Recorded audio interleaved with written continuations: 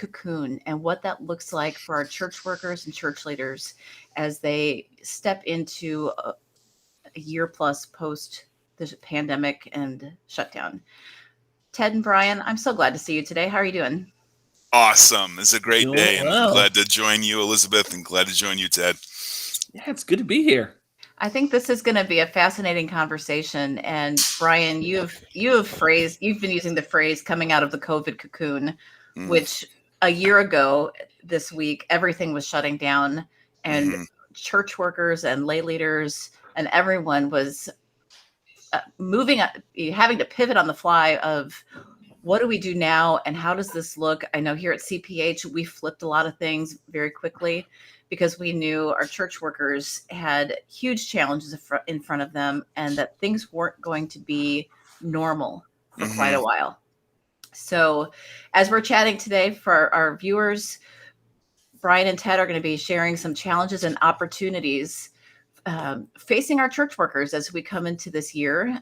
We have Doering joining us, so we're glad to have you with us today, Doering. If anyone who's listening has questions as we're chatting for the pastors, please drop those in the chat, and we'll do our best to get through as many of those as we can. But again, this should be a fascinating conversation because this is new for everyone, and so we hope to provide some helpful ideas as we go along. Now, Brian, you're in Grayslake, Illinois. You're in the Chicago suburbs. And Ted, you're at a church plant in Georgetown, Texas. You two have very different home congregations that you're pastoring. Let's start with Ted. Why don't you tell us a little bit about what your experience has been over the last year? Yeah, so it was interesting. As we're going through Lent, we're talking about the way of Jesus and talking about using the pericopes to look at these themes that are popping up in the way Jesus functions. And it was interesting this Sunday as we've been talking, and we talked a little bit about the wilderness and the promised land and those kinds of things. And it was great because I had an opportunity to share, well, you want to know what the wilderness feels like? Well, it feels like a year ago when we got a call from Refugia, who was the head custodian at Hopewell Middle School, where we had been meeting, and that she called me and was like, hey, they just told us no one's going to be allowed in over spring break, and we don't know when people will be allowed back in. So if you have anything you need to get, we have a shed in the commons of the school. She's like, if you need anything, call me, come get it now. So my brother and I, who works with me, piled into our cars, ran over there, and literally pulled everything out and said, we need this, this can stay. And we thought, maybe a month we'll figure something out. And, that month turned into 2, turned into 3. And then the school was like, well, we don't know what we're going to do. So for us, this wandering in the wilderness is like a very real thing because we ended up meeting at the local brewery where we have connections, but it was outside in their beer garden. So it was very much this like, is it going to rain this Sunday? Is it not? So between, are we online? Are we not online? Well, I mean, we're live streaming the whole thing, but trying to figure this all out. And, in the midst of COVID and figuring out how do we do all of that preparation and how do we keep people connected and like people just ODing on Zoom within the first couple of weeks. And so it's been a process. And now I feel like up until December, it felt like we were just continually bailing water, trying to keep afloat, like just figure out what's going on. And now it's like, okay, the new year kind of brought us to a new place. So how do we look forward? And like you said, Brian, coming out of that cocoon. And so for us, it's just been a real wandering in the wilderness, almost nomadic feel for our church over the past year, just being without a physical, control of our physical space. We have been blessed to have spaces at the brewery, a community center that we've been able to use, but it's been a really interesting year I wasn't expecting. Brian, what's been like for you at Lord of Glory? Well, first of all, Ted, real quick, feeling on that, as you reflect back on that, like, what are you, that it's been a crazy year. As you look back on it, like, what are some emotions and feelings that come to mind? Great. I'm glad you've all shown up for my therapy session with Brian. No, there's the anxiety and fear has been very real in certain aspects of. There have been new ways I've learned um, about trusting the Lord, and that's been some hard points because as we've looked towards um, venues, places to meet on Sunday mornings, kind of no one really wants to. Um, so, everyone just doesn't know, so they're not Right. really open to renting just for a period. And then I don't know if you've heard about the Austin area, which is Georgetown is kind of almost soon it won't be, but right now it's almost the northernmost point of the Austin area. Um, uh, Tesla has moved here. Oracle, Samsung, Apple's building a headquarters. So whereas a lot of different places in the country are looking and saying, well, we're trying to figure out what's real estate going to look like. In our area, it's the exact opposite. Houses are selling for 100, 200,000 over asking. The insanity of trying to find it. We started saying, well, is there a 24-hour space, that we could move into renting a storefront or something? And that's been a challenge. But on the flip side, I was blessed to watch our people in the midst of a pandemic start saying, hey, we're okay. Who can we help? That I didn't have to start those things. It's just people going, people are going to need food. So we're going to collect food for the food bank. Our confirmation kids cleaning up a park, that's like, hey, we're going to, people are going to be outside. And so there's been this push and pull, like as a pastor of like so much unknown, but being so blessed by watching our people. Because then we had this ice storm for a week, which was insane, but watching people with power and water going, come to our house. Like if you need it, come in. And just so those incredible moments. And it really is a little bit of a roller coaster in the midst of it, but it's the emotional piece of it has been looking to say, I don't always feel like that the Lord is good. So I've been leaning on a lot of the promises of saying, but the Lord is good. So that head-heart connection has been a big thing for me of saying, this might be a heavy knowledge time right now of just leaning back on the promises and saying, I'm going to trust the Lord's good, even in the midst of, and we've been blessed. We haven't hit like heartache that other churches have of losing people to COVID or, watching folks die and not being able to be in the hospital or, those kinds of things. We've been blessed in that, but it has been a year of learning how to trust the Lord when there's, that veil of control that we had is just gone. Totally. Like, just no doubt. Hasn't been easy for a lot of people to give up that control. No. So tell us about your spot, Brian. Yeah, and the reason I asked was because I think, what Ted described is I think what a lot of church workers and church leaders have lived through in the last year. I lived it.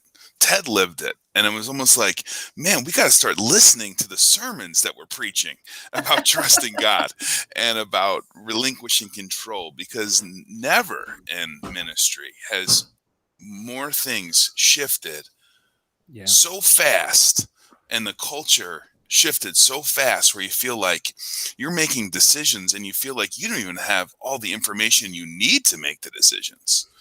And you're trying to get people together to make decisions, but guess what? You don't know if you're supposed to, or you don't know if you're allowed to, so all these things that, like, hey, when we face, because we've all faced difficult decisions before in ministry, but this was tough because it was happening so fast. We didn't have information, and we couldn't do the best way to make decisions is to get together, right? And get face to face and to pray together. It was more difficult than ever. And then throw in the wrinkle that this became political. I think we got to acknowledge this was very difficult because people were coming at the decision from entirely different perspectives in terms of who they were listening to and what they thought was true or not. That made it really, really, really challenging. So I titled at least some reflections I had on this about coming out of the COVID cocoon, recognizing that not everyone maybe has felt like they've been in the cocoon. Some churches maybe felt like they'd barely even closed. But I think we did have an experience that was a closing, culture and ministry shifting. So like Ted described, it was a challenging year. So Rob Bailey, hey Rob, who's down there in Texas. Ted's laughing. Ted knows Rob. You know Rob, right?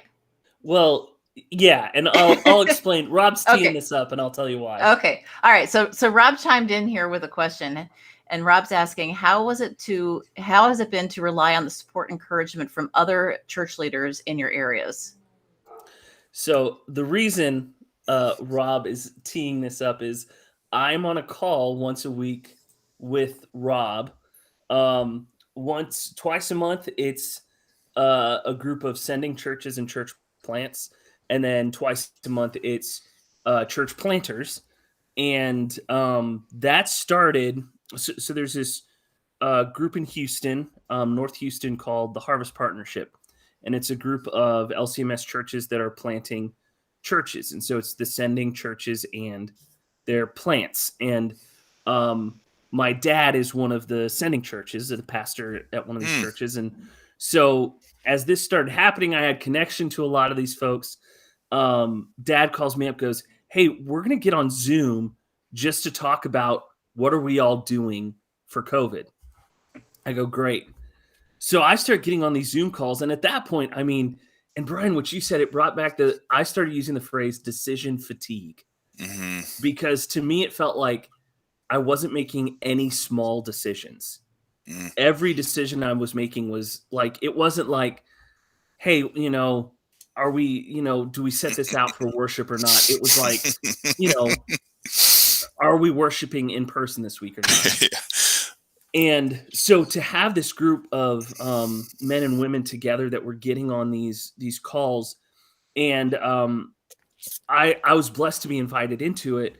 And then it ended up that it just started rolling out to being like this group. And so we have met, at first it was every week in the pandemic.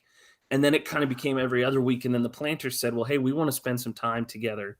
And it kind of went back to every week. But it was a real blessing to have this group in the Harvest Partnership that was folks we could run things by.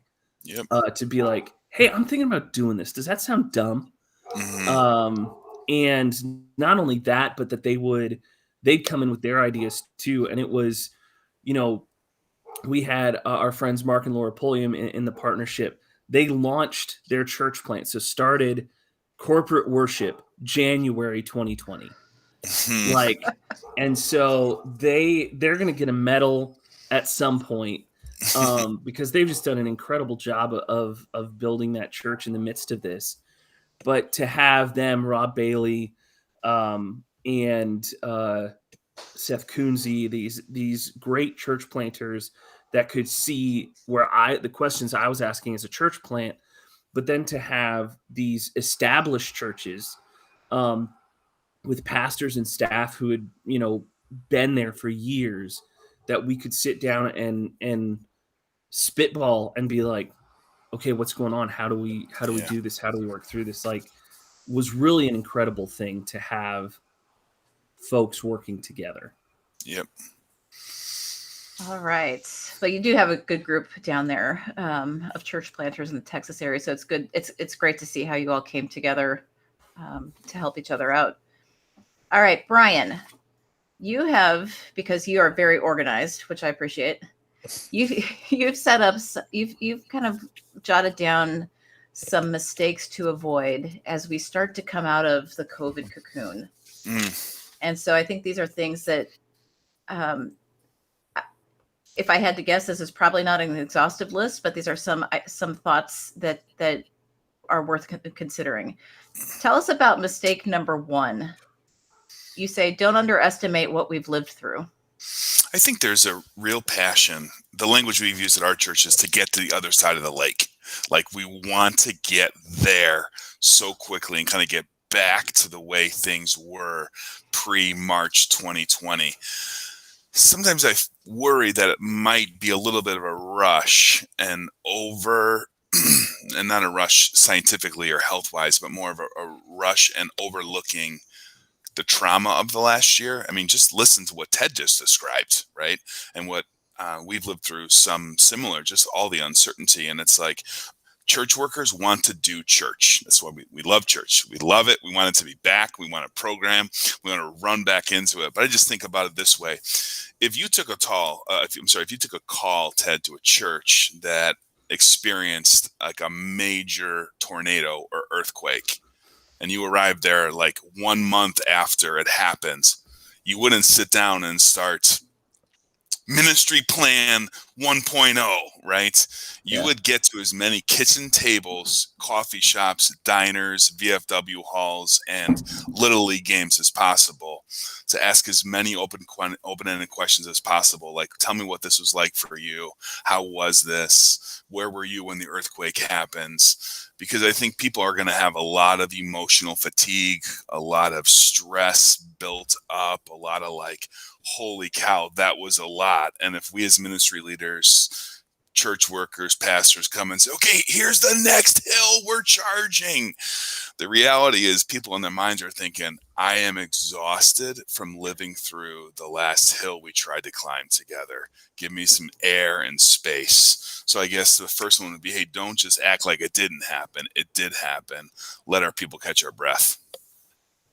So patience. Patience. Ted, you look like it looked like Ted was about to say something. Well, I was just thinking. I think there's a lot of wisdom there because there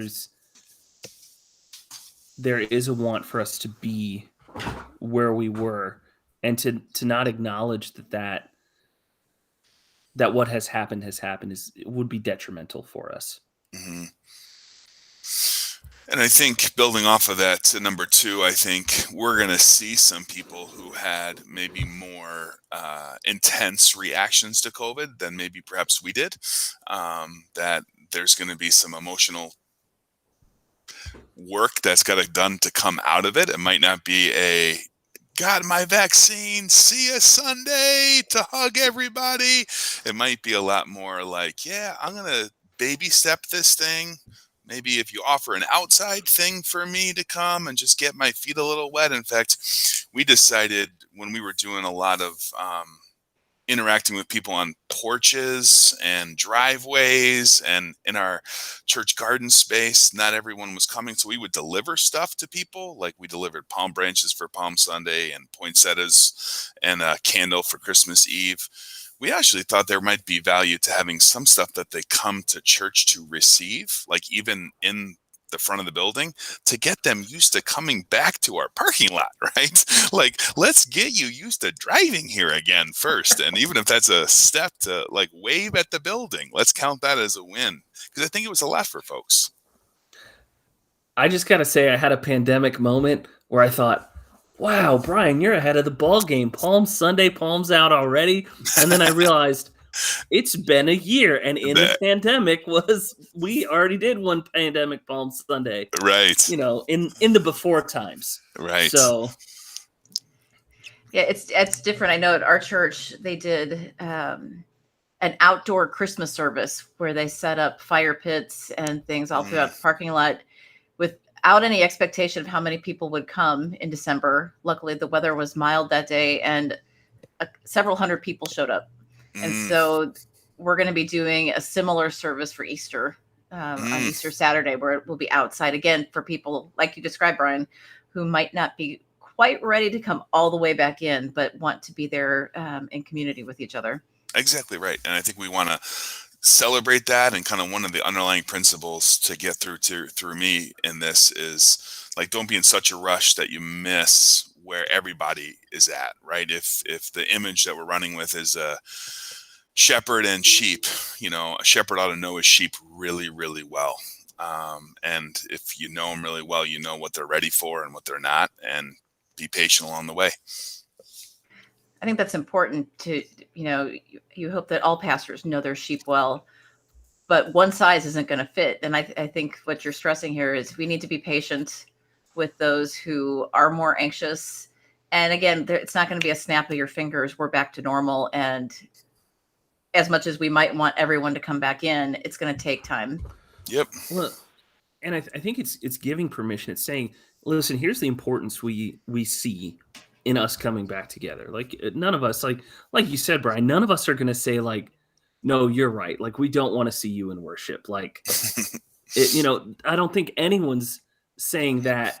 But what I think I can look and say is like,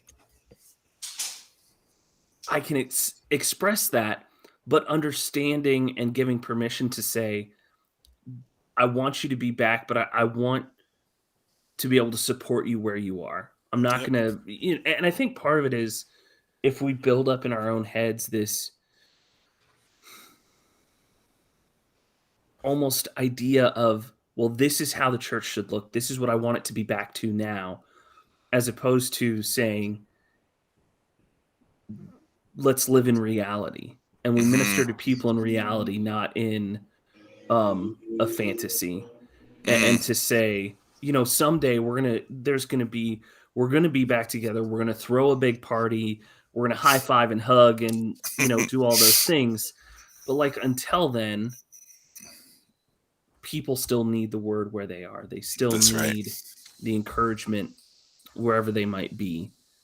So trying to not live in a fantasy, but live where we are. Yeah. Jeremy draws out a point about for kids. I mean, it's been hard enough on us as adults, but he points out, our young kids who this is a really formative year and they've had everything turned upside down. Yeah. So.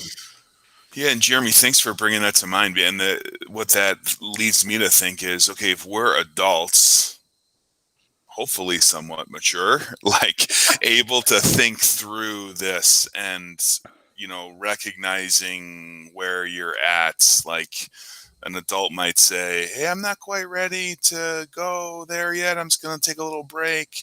But then you have an adult can say that, but a child or a youth might be feeling that, but his parents kind of force the hand, right?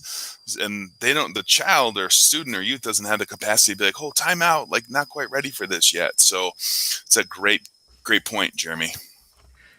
We have one of our college age kids from Concordia, Texas, and she actually grew up in the church I grew up back home. And so in her span of high school and now she's a freshman in college, she had Hurricane Harvey, which the high school in my community where I grew up was just destroyed. Like they had to gut it and redo almost, all of it. And so that entire year post Harvey, they split with another high school where that high school students would go to school in the morning and then go home. And then the kids from my high school would come in the afternoon. And so they split this building, and it was actually a really neat thing that they were able to figure out. But so she had that. And then her mom was visiting yesterday, and I got to talk with her, and she reminded me, oh yeah, and we picked up her diploma. No graduation ceremony, none of that because COVID. So her graduation was, perfectly, in that 2020 span where there's this whole generation from that part of Houston where they had all this stuff already, and then they hit COVID. And to me, that brings it home of saying, yeah, like these are things I took for granted. Of course I'm going to have prom. Of course I'm going to get, walk at graduation. Of course I'm going to, get to say goodbye to my friends the way I want to. And it's all those things in between that we do got to look to our kids and say, how do we keep raising them in the faith and give them an opportunity? And I think this is something we as the American church need to lean into, saying, how do we teach people to lament and say, like, there's an entire book of the Bible, just Lamentations, and to look and go, God is okay with you saying, Lord, I don't like this. Lord, I struggle with this. And, the way, as we've talked about it at our church, what we've said is a lament is acknowledging the reality around you, but trusting in the hope that God has given you. Great. And to give kids this chance, from the youngest to the oldest, as they're coming up through our church, to like put words to it, to let them say, Lord, I don't like this. Like, good. Say that to him. He Yeah. wants to hear you say that. Yeah. And to give space to be like, but he is still good. Yeah. So Good one. That is really good. It's good to get that the kids have that language, that it's okay, because God knows what they're thinking, but for them to understand that it's okay to share their laments. So, I had joked with people that more than a year ago, but that we needed a giant timeout. And Brian, your next number 3 gives us a chance that you tell us we shouldn't underestimate the reset. Yeah, and my thought there was, I think the average American family, right, going 84 miles per hour down the highway, and kids going 100 different places. Like you said, Elizabeth, it was a hard stop. What I would anticipate, and we're already starting to see, is folks not quite ready to go 84 miles per hour again, and actually saying, you know what? We might have been going too fast before. I don't know if we're going to go that fast in the same way. And so church workers were, I think, used to people saying yes to a lot of things. Like, we're going to offer this, or we're going to do this. You want in? Yeah, that's great. I think be prepared a lot more for, I don't know if we're going to do that right now. Might have nothing to do with COVID fear, but it might have a lot to do with, we're using this time as a family reset. And I think as church leaders, we got to be okay with that, especially if it's going to mean that families are together more. And our role as churches never really should have been how much can we get them to church, but it always should have been how much can we be the church and the home working together to be a spiritual force in the life of our families and our adults. So if the last year taught us anything, it was how important spiritual development in the home is. Let's not then unteach that or say, okay, well, good thing we only needed that for a year.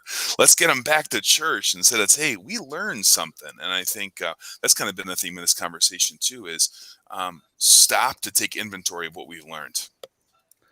I think, Brian, going off what you're saying too, is like, and you can correct me if I'm wrong. I see it in my aspects, is I think the church started taking seriously, and I will specifically say, for our church body, for the LCMS, I think this idea of, hey, can we, or we have an opportunity to be in people's homes without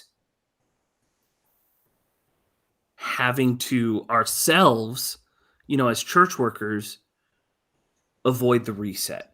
Because that, I think, was the potential in this, is like, when something like this happens, oftentimes, church workers, we want to care for our people. We want to take care of them. So then we start burning ourselves out, working to take care of them. Well, now we are forced in a lot of ways, that I know for me, the first 3 weeks of the shutdown, I worked more in those weeks than I in a long, long time. Like, I was learning all kinds of new things. But once I learned how to edit video, how to shoot video with decent audio, how to throw some graphics in there, well, now I can get devotions into my people's homes on YouTube.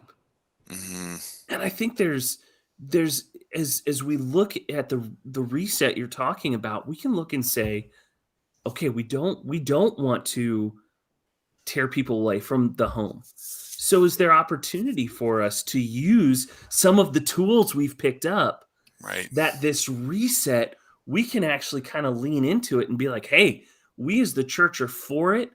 One thing we had happen was, one of our folks was like, hey, so I've put together this online VBS. Like, she just did it. She had been a DCE for 20 years. Like, and she said, I want to help families. I want to help kids. And she was like, here's what I need from you. And I was like, great. And it was really neat to watch as our families did this VBS at home, as they got to see people they Yep. hadn't seen in a long time on the screen. And I think there's potential for us to take that lesson as we move forward, that as the reset happens, Yeah. how do we lean into and partner with that, as opposed to seeing it as, like you said, a mistake of saying, no, let's just shoot off back into what we were doing. Right. So Margot Dupree jumps in here, and for both of you, Margot is a fellow CPH author. So hi, Margot. Hope you're doing well.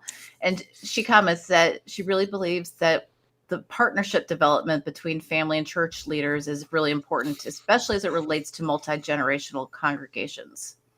Yep. So Yeah. Well, great point, Margot. And what I always think about when I think about that is that's not like a 2021 learning. Like, that's a small catechism thing, right? It's Luther who says, hey, this ought to be in your household, right? That's where it starts. Luther was the first one. He did a great job with it. Let's follow that example. Good job, Marco. all right, let's move on to number 4. Explain this one, Brian.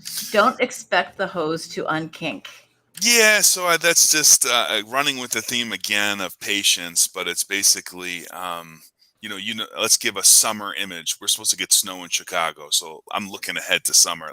But when you're out, watering your grass or your flowers or whatever you're doing with a hose of water, and no water's coming out, you have to go back and find out where was the hose, like, completely crossed over because the water completely stopped. I think sometimes church workers have the mentality that, okay, now that we're open again, the hose is going to completely unkink and we're going to be back to February 2020 life. And I think the reality is it's going to be a lot more of a slow, steady, incremental, I like Eugene Peterson's language here, a long obedience in the same direction. I talked to a pastor in our area who he took his first call, graduated from the seminary this spring. So he arrived at his place and he's kind of asking me, hey, what do you think? And I said, and it's even asking the question, what should I do?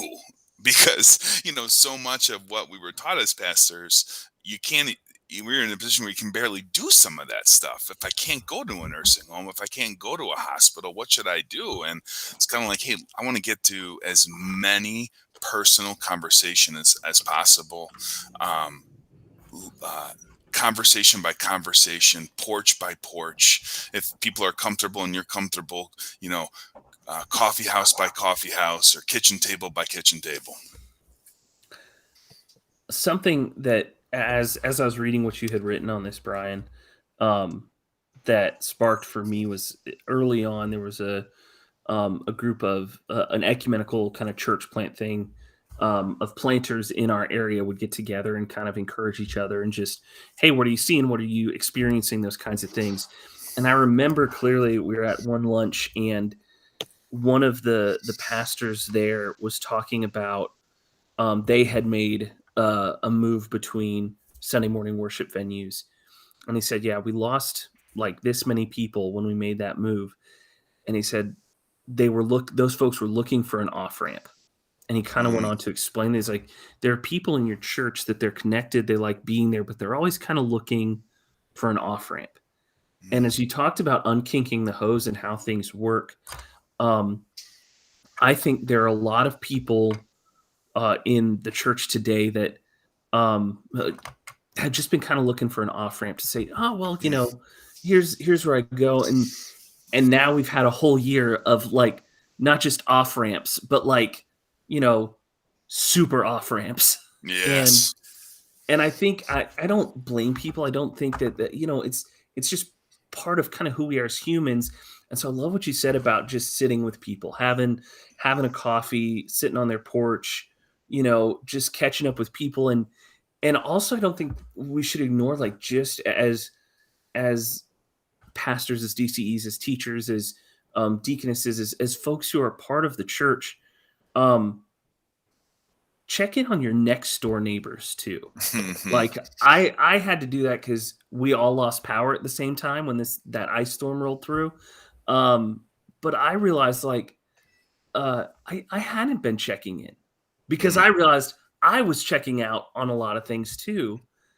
And they're just easy conversations to have. They don't have to be crazy, but people are just kind of, and the church is part of it, but people are off-ramping a lot of things right. Mm. Oh, no, it's true. I mean, we've seen things that were already in motion being Step back accelerated. from. Yeah. And to say, it takes time, getting off the off ramp. When, we got to build an on ramp. We got to help people just grow back. And it gives me peace too, as a pastor, to go, okay, if June hits and I don't see every person, That's right. And to give ourselves space to grow back into it and not just figure that it's all going to rush out at once. On to number 5. Don't move beyond personal care and back to programming. Tell us. So let's use Palm Sunday as an example.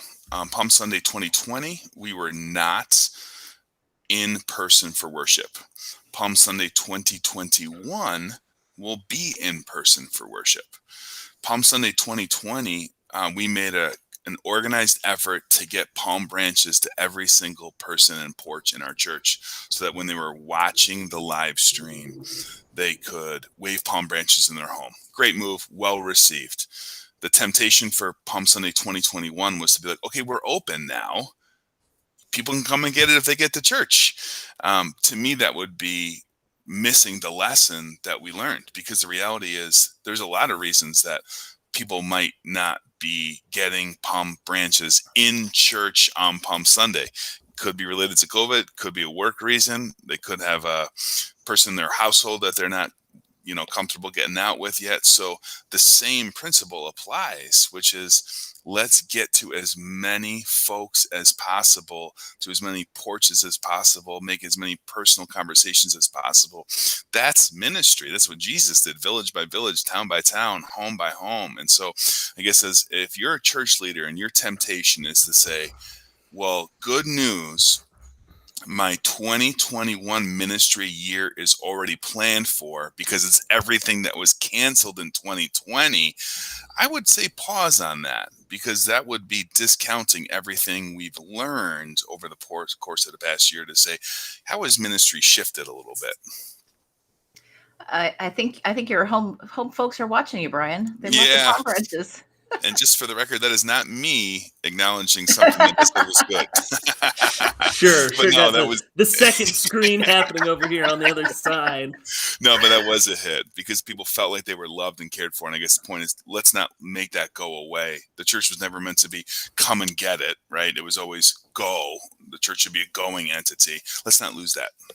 I remember with my kids, we took some palm branch templates and we cut them out, and my youngest colored them and taped them up all over our front window. Yeah. And just in the many walks that we were able to take, which was a definite benefit of being home, I loved seeing throughout our neighborhood how many other families had done similar things, where there were palm branches or crosses or Easter symbols all throughout the neighborhood and windows. And it was just neat to see that in that environment that we hadn't seen before.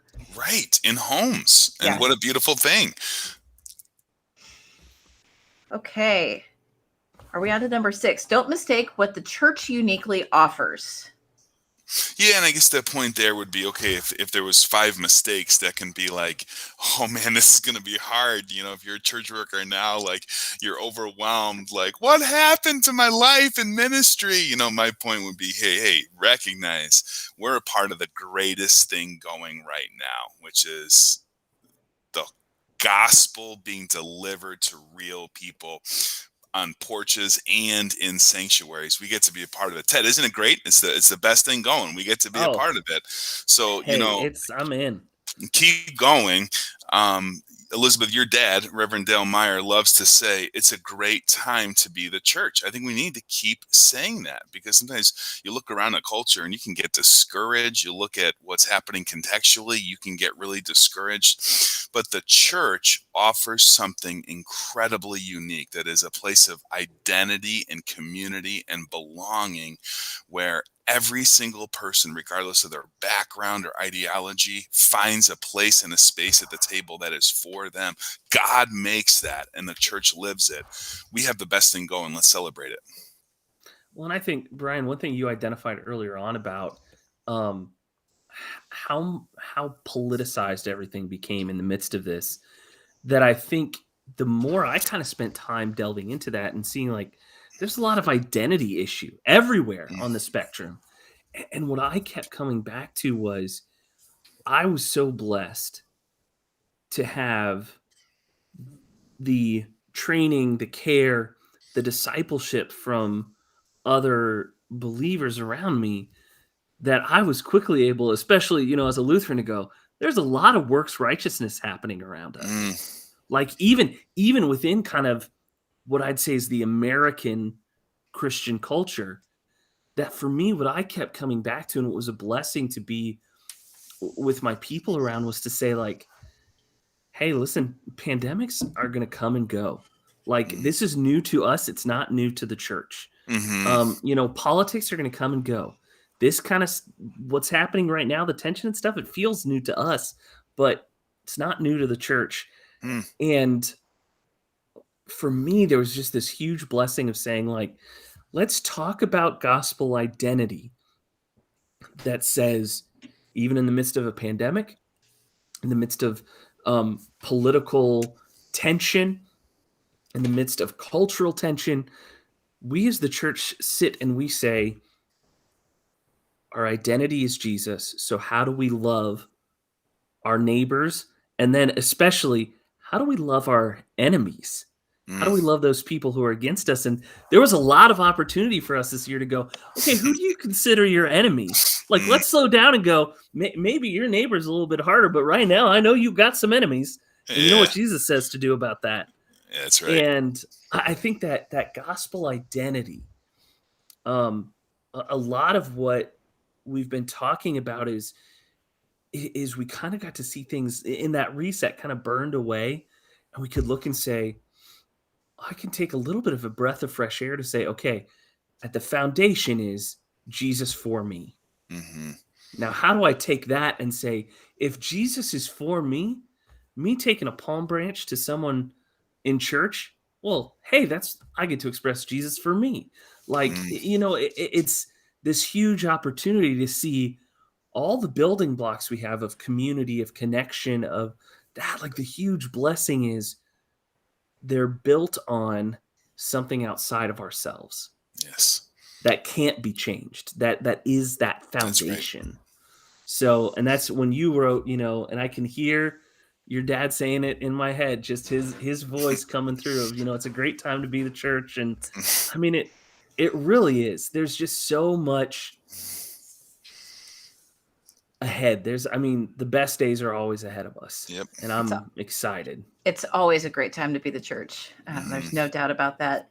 Ted, what are some opportunities coming our way? Yeah. So what was great was Brian was processing this, wrote these great steps as we were talking about this last week.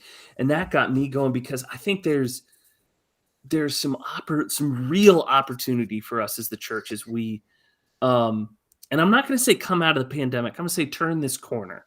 Mhm. Because I feel like every time I've thought to myself, here we go, we're coming out on the other side, it's like I just get disappointed. So I'm just going to say, as we turn this corner, whatever's next, we get a chance to reset without a cultural shift. And what I mean by that is, as a church, when especially if you're in church leadership, if you're a church worker, if you identify something to say, hey, this is, maybe this started out as something really good, but now it's kind of become something else. And it's just time for a little bit of a culture shift on whatever that is. Well, right now, everyone's living in change.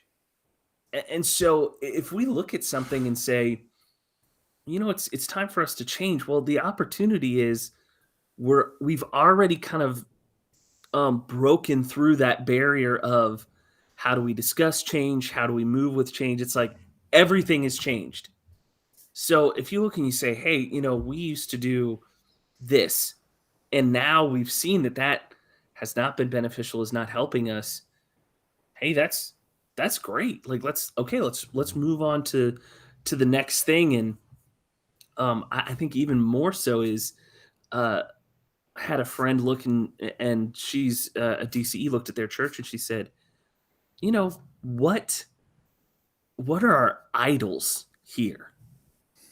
And she was able to identify and say, we made these things our idols in our church to say, this is what we're about. And we were able to look through and kind of, through the pandemic, those things were like, oh, maybe we've made, the vehicle the destination, instead of saying, well, the goal for these things was, to grow in our, knowledge and understanding of the Lord. Well, we just sold out to that thing instead of to the destination.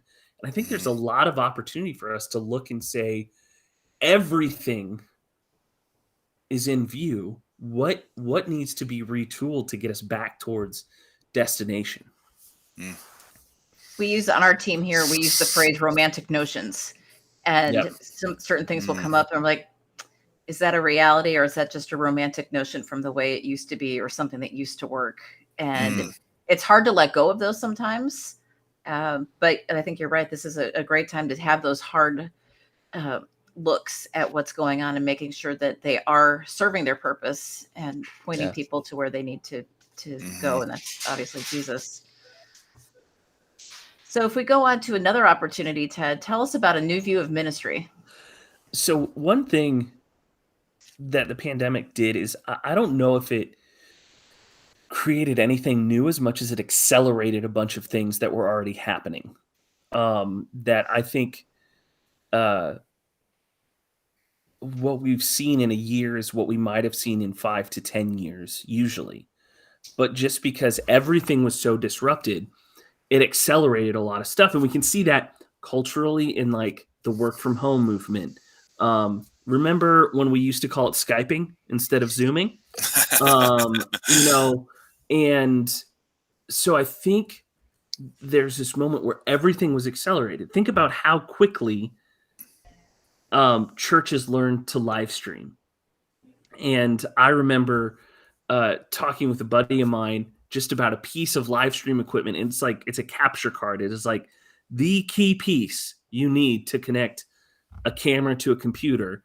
And he called B&H, who he had ordered it from, and said, hey, when is this going to get here? And they were like, well, Pastor, we wish it were coming sooner. But literally every church in the United States just ordered one of these. It is, when we say we're waiting on a boat from China, we literally mean we are waiting on a boat from China. And so I think there's those kind of technological and those things that accelerated. But this goes back to what Brian was talking about in the reset, is to say it gives us a chance in ministry that it accelerated us way past and through, I think, a lot of obstacles we were going to see, which is anything you want, you can now get streamed to your computer, to your TV. Disney Plus, Hulu, Netflix, YouTube TV, YouTube itself, all of those things are there. And so the question is, do we as a church, we sped through this and now this is where we are. Are we trying to compete for people's attention, or do we take a new view of ministry to say, we are actually different? We're the slow. We're the long term. Like Brian was saying in the reset, do we fight some of those things, or do we say we accelerated to this point? So how do we, the church has never stopped doing the ministry, doing the work of the Lord. It's just things around it have changed and they've adopted it. As Lutherans, we know how big a deal the printing press was back in the day. And so do we look and say, what lessons have we learned? What technology can we use to stay connected to people? But also, how do we look at what we do in terms of events, in terms of programming, in terms of just ministry, in a way that says, how do we help people where they are, not, and again, back to that reality, where we want them to be? and join in. And it gives us this new view that I think is a little bit freeing to say, Brian, like what you were saying, I think the huge opportunity was I was texting people, I was emailing folks. I'm a millennial, so what's a phone? But it's building that connection, and I wasn't always great at it. But what I kept learning was what I long for in ministry now is to go back. We called it First Fridays, which is at the brewery we meet at now on Sundays, which was just literally, hey, we're going to be there from 6 to 8. If you want to join us, come hang out. And I think there's huge opportunity as the church to just be like, hey, whether it's your whole church, whether it's your Bible study group or your small group or just friends, like just be the church somewhere. Like just go and have burgers and have, a beer together and those kinds of things. You know what I hear you describing, Ted? Community. So I see what you did there. You see that?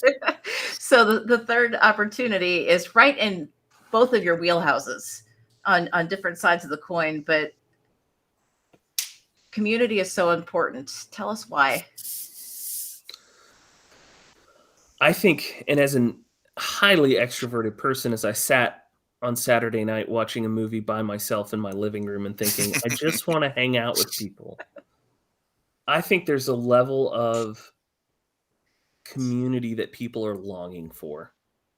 They miss seeing people. They miss, sharing a hug on Sunday mornings. They miss those things. And I think we as a church have the opportunity to be the body of Christ in a way that sometimes we've missed, which is community without, what's the word I want to use here? Community without ulterior motive, which just says, listen, we've just missed you. Like, it's not that, we're not going to, talk about all the things you should be doing. It's like, we just want to sit and hear, like, how are your kids doing? How's that dog that you decided to adopt in the middle of, the pandemic? And I think we have this huge opportunity to say people just want to be around people.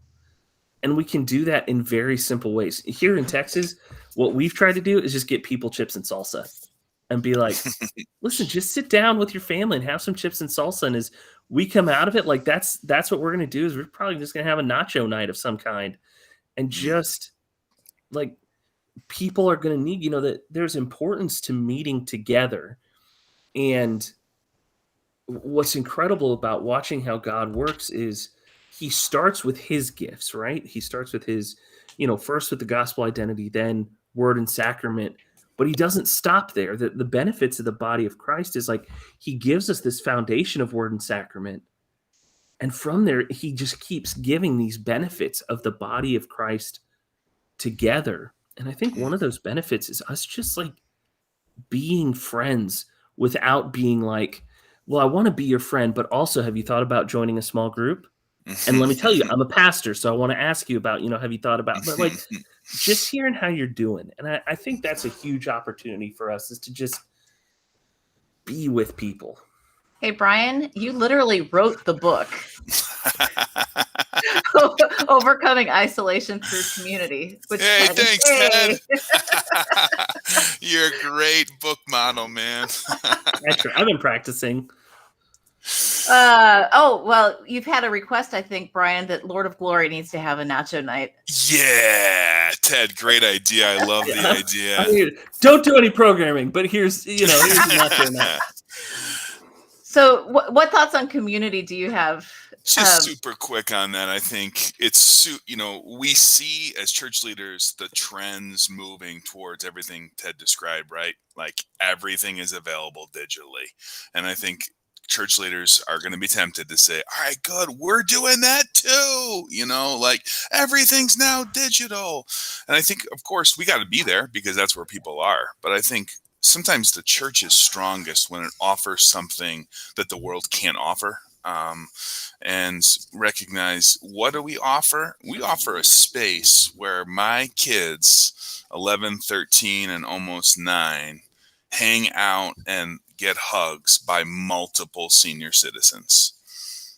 And they get asked about school, and then the seniors ask for help with their cell phones, and like all the stuff that happens in church lobbies where Democrats hang with Republicans and love it, where people who work this job hang out with people who work this job, and it doesn't even matter because all the worldly labels are stripped away in the church lobby. That's the way it's supposed to be, at least. So we should celebrate church leaders and workers and pastors, ministry leaders, that nothing beats hanging together as God's people. There's something very, very, very special about it. Celebrate it. Absolutely. So as we start to wrap up, what encouragement do each of you have for our church workers and church leaders out there as we're turning this corner and stepping into this next season of ministry? Yeah, I think I heard Ted say it a little bit. I think it's worth saying again, which is church leaders, take inventory of how you're doing. I think it's okay to journal or reach out to a friend. If you're a member of a church, I think it's okay to pull your pastor aside this Sunday and say, hey, this has been a crazy year for you. Did you hear Ted say the 3 weeks after the pandemic were the hardest 3 weeks of his ministry? I bet you that's true across the country. So if you're a member of a church, reach out to your pastor and say, I appreciate all the work that's gone into this last year. So I think encouragement would be take inventory of yourself, reach out to a colleague in ministry, lament together. I've done it. Ted, you've done it. If you feel lonely and isolated, reach out to a Christian friend and find community, because we need it. What we're talking about is what we need first. I think for me, don't feel like you're on an island. None of us know what we're doing. I mean, the person who tells you that, oh yeah, I had the perfect pandemic plan, like, they're lying. I know of one church in our area that has grown over the pandemic. And I talked with one of their pastors, and he was like, I feel bad sharing that with people. And he goes, I have no idea how we did it. Like, he's like, it was all, the Lord and where we're supposed to be at this time. And so there's going to be a lot of things. And I say this as like confession. There's going to be a lot where we look and say, everything we used to measure, we're probably falling short of. But no one's alone. And what Brian said, call a friend, talk to them. I've got a couple folks on speed dial. I get the Harvest Partnership, these great folks I get to talk to. And know you're not alone. Everyone's experienced it. We're all going to kind of figure this out together. Yeah. But then the second thing is, like, don't try so hard to create community connection, those kinds of things, that you're not doing it yourself. I know I've been really blessed to have, we have a group of friends we've been eating dinner with on Monday nights for the past 4 or 5 years. And while our Zoom calls are a little more intermittent these days, we all miss that Monday night dinner we used to share. Like, when I'm able to just sit down and like talk with one of those folks, it's just such a huge, huge blessing. And so don't neglect the needs that you have to connect with people, that as you go out and kind of pour yourself out to connect with people, to see how people are doing, like, live in that connection yourself and return to the promises of like what Jesus gives you in that community as well. Great thoughts from both of you. And I appreciate your taking some time today to kind of work through these things. So that no one has all the answers, and we each have our own unique context that we're operating in, but we do have each other. We have the Lord's promises, and we're in good hands right there. So Ted and Brian, thank you so much. Yeah. We appreciate it. Listeners, thanks for joining us, and until next time.